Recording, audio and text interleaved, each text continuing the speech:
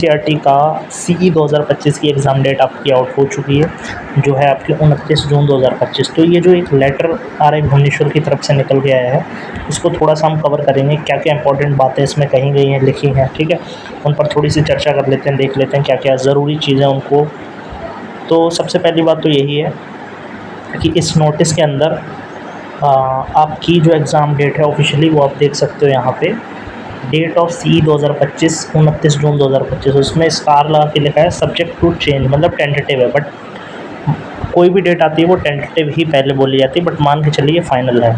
अब आप ये सोचेंगे कि आरआई भुवनेश्वर के पोर्टल पे क्यों है, तो देखिए मैं आपको बता दूं कि जो ये वेबसाइट है, जितनी भी अभी एनसीईआरटी जो है, एनसीईआरटी के जो ये सीई का पेपर होने वाला है इस साल का, तो कंडक्टिंग बॉडी जो है वो आरआई भुवनेश्वर ही है।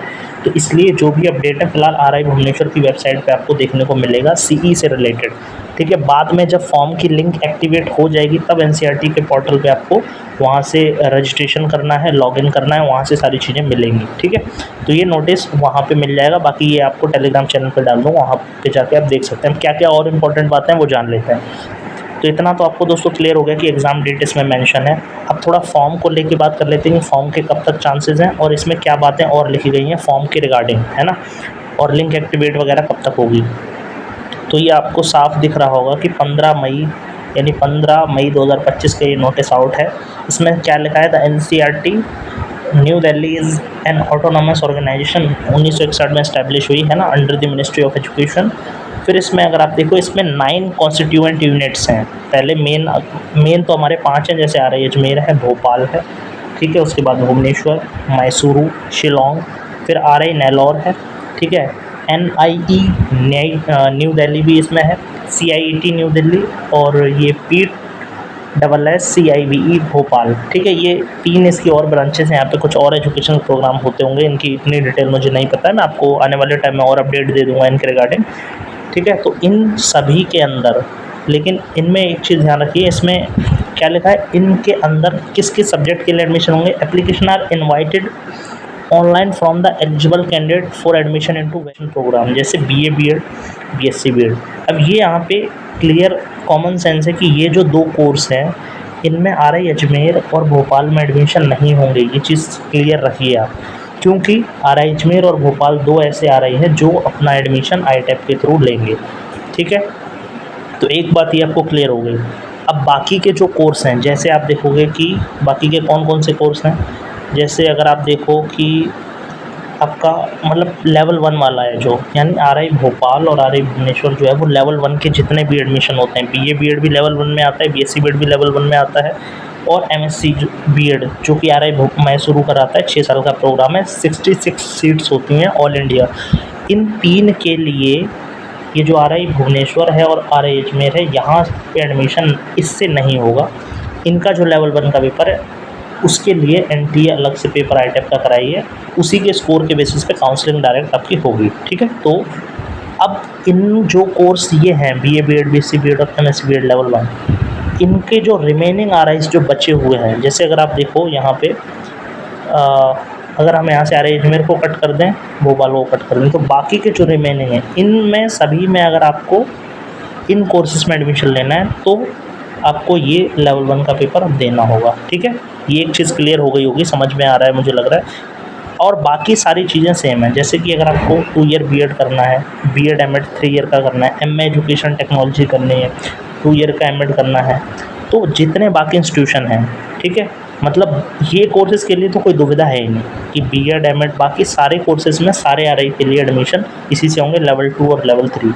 लेवल 2 होता है बीएड के लिए भी लेवल 2 होता है, और एमएड के लिए लेवल 3 होता है, ठीक है? तो ये तो सेम है, लेवल 2 और लेवल 3, ये तो सीई के थ्रू ही होंगे, बट 1 के लिए जो थी वो उम्मीद है मैंने क्लियरिटी दे दी हुई। और देखो इसमें अपडेट क्या आपको दिख रही है, और आगे अगर हम देखें, इसको मैं एक बार और कंक्लूड कर दूंगा, बाकी फर्दर देखते हैं क्या लिखा है। The online application form link will be available shortly in the institute website.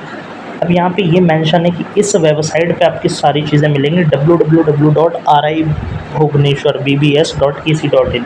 इस लिंक पर आपको सारी अपडेट मिलेंगी, ठीक है?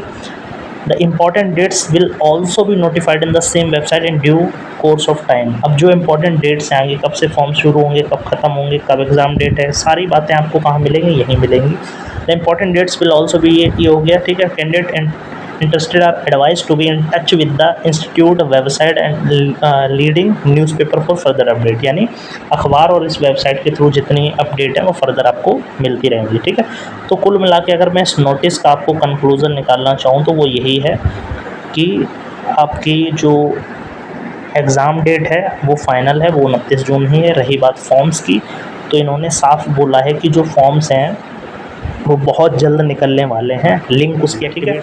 और अभी के लिए कंडक्टिंग बॉडी RI भुवनेश्वर है। RI भुवनेश्वर के अंदर जो ये फॉर्म फिलिंग प्रोसेस है, ये जब शुरू हो जाएगा तब हमें क्लियर पता चलेगा, तब NCERT की लिंक एक्टिवेट हो जाएगी, वहाँ से आप फॉर्म भरेंगे और स्टेट को पेपर देंगे, देन आपका प्रोसेस आगे बढ़ेगा, ठीक है।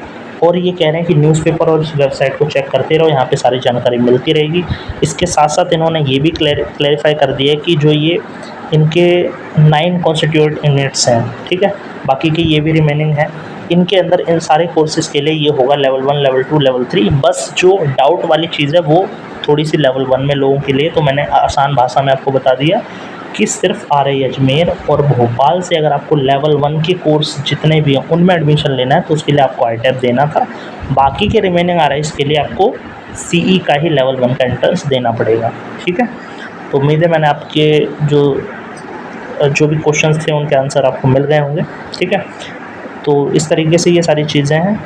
और बाकी जहाँ तक फॉर्म की बात है तो इस वीक के अंदर मेरे हिसाब से, मुझे जहाँ तक लगता है पूरे चांस है इस वीक के, आप आज हालांकि फ्राइडे हो चुका है, ठीक है, तो मुझे लगता है आज फ्राइडे है, कल सैटरडे संडे, जो वीक आएगा आपका, मतलब नेक्स्ट वीक जो है मंडे के बाद जो अगला वीक है, इस वीक के अंदर आपको 100% फॉर्म आपके देखने को मिल जाएंगे, हाई चांसेस हैं, ठीक है, कि आपके फॉर्म नेक्स्ट वीक में आ जाएंगे, ठीक है। तो अपनी प्रिपरेशन स्टार्ट कर दीजिए। ऑल्सो मैंने प्रिपरेशन पे भी एक लाइव सेशन कर लिया था, उसमें डिटेल से चीज़ों पे बात करी थी, क्या आपको किस तरीके से प्रिपरेशन आगे करनी है, ठीक है। तो उस वीडियो को ज़रूर जाके देखें, जो हाल ही में लाइव सेशन मैंने लिया, उसमें आगे के लिए बताया है फॉर्म के रिगार्डिंग एग्ज़ाम डेट के साथ साथ अब जो बचे हुए 45 दिन है उसमें क्या करें, आप कैसे अपना प्लान बनाएं, कैसे पढ़ें, कौन सी बुक फॉलो करें, कैसे कैसे चीज़ें चलेंगी, वो जाके ज़रूर चेकआउट करें सेशन, ठीक है। तब तक उम्मीद है आपको वीडियो अच्छा लगा होगा। अच्छा लगा हो तो इसे लाइक करें, ज़्यादा से ज़्यादा शेयर करें, ठीक है, ताकि लोगों तक ऑथेंटिक बात पहुँचे। और साथ के साथ सब्सक्राइब करके रखें, टेलीग्राम ज्वाइन करके रखें, ताकि सारी अपडेट सबसे पहले आप तक मिलती रहे। कोई क्वेश्चन रह गया हो तो कमेंट करें। मिलेंगे किसी नए वीडियो में, तब तक जय हिंद।